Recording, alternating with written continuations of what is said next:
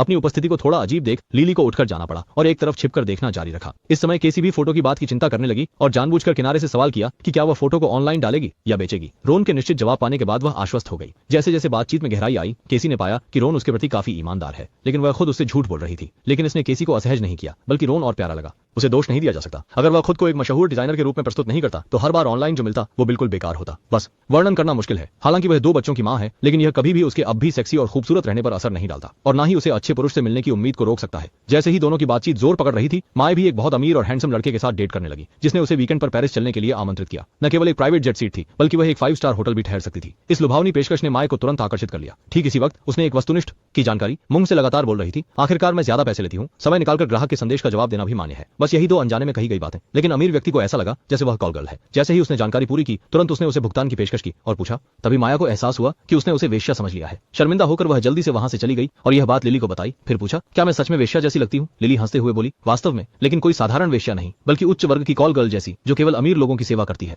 अचानक वह धनी व्यक्ति फिर से आ गया और शुरू में 10 लाख की बात की। जब माया ने कोई प्रतिक्रिया नहीं दी तो उसने 20 लाख तक बढ़ा दिया। जब उसने कोई प्रतिक्रिया नहीं दी तो 25 लाख की उच्चतम कीमत की पेशकश की। माया ने अंततः कहा कि वह वेश्या नहीं है। सच्चाई जानकर धनी व्यक्ति बहुत ही असहज हो गया और मुड़कर चला गया। जैसे ही वह जाने लगा, लिली ने उसे रोक लिया और पूछा कि खुद जैसी कितने की होगी। फुरहाल ने कुछ नहीं कहा और सीधे चला गया। इसी बीच कैसी ने रोहन के टॉयलेट जाने पर चुपचाप फोटो को डिलीट करने की कोशिश की, लेकिन रोहन ने देख लिया और वह सच बोलने पर मजबूर हो गई। साथ ही यह मान लिया कि वह कोई प्रसिद्ध डिजाइनर नहीं है।